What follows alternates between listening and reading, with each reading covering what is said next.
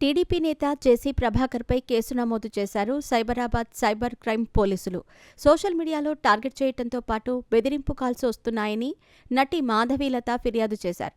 దీంతో పోలీసులు జేసీ ప్రభాకర్పై కేసు నమోదు చేశారు.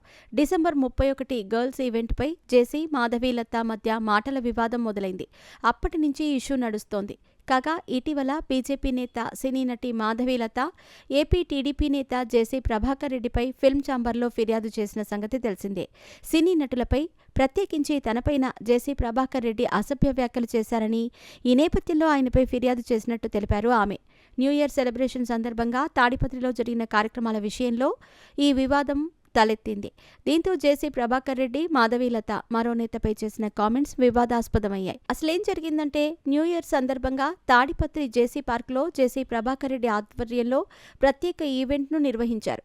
మహిళలకు మాత్రమే ప్రవేశమని ప్రకటించిన జేసీ తాడిపత్రి మహిళలంతా ఎంజాయ్ చేయాలంటూ సలహా ఇచ్చారు. జేసీ ప్రభాకర్ రెడ్డి నిర్వహించిన ఈవెంట్పై యామినీ శర్మ, మాధవీలత ఆగ్రహం వ్యక్తం చేశారు. తాడిపత్రి వంటి సున్నిత ప్రాంతంలో అర్ధరాత్రి వరకు మహిళల కోసం ఇలాంటి ఈవెంట్స్ నిర్వహించటం సరికాదని మాధవీలత కామెంట్స్ చేశారు. బీజేపీ నేతలపై జేసీ ప్రభాకర్ రెడ్డి అసభ్యకరంగా మాట్లాడారు.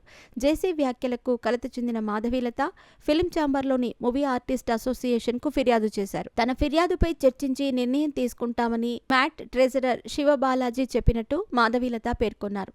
ఎన్ని విమర్శలు ఎదురైనా జేసీ ప్రభాకర్ రెడ్డి తాను అనుకున్నట్టుగానే న్యూ ఇయర్ ఈవెంట్ నిర్వహించారు. తర్వాత ఈవెంట్పై విమర్శలు చేసిన మాధవీలతపై జేసీ అసభ్యకరంగా కామెంట్స్ చేశారు. దీంతో జేసీ ప్రభాకర్ రెడ్డిపై మానవ హక్కుల సంఘానికి, పోలీసులకు కూడా ఫిర్యాదు చేసినట్టు మాధవీలత చెప్పారు. జేసీ తనపై దారుణంగా మాట్లాడారని, వాటిపై ఫిల్మ్ ఇండస్ట్రీ ఖండించలేదని, అందుకే మాకు ఫిర్యాదు చేశానని అన్నారు. సినిమా వాళ్లపై వ్యక్తిత్వ హననం చేస్తూ కామెంట్ చేయటం సరికాదని ఆమె అన్నారు. ఈ నేపథ్యంలోనే తాజాగా జేసీపై సైబరాబాద్ సైబర్ క్రైమ్ పోలీసులు కేసు నమోదు చేశారు.